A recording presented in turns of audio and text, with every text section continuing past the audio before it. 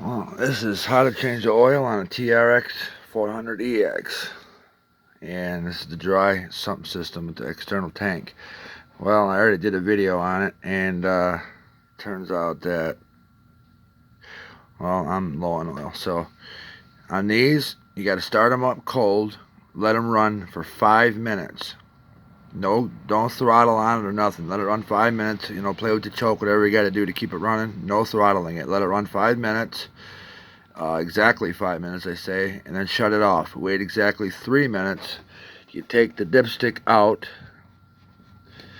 all the way out, and you clean the dipstick off, with whatever way you can. Just clean it off, and then they say, well, after the 3 minutes you take it out, you're supposed to just put it back in.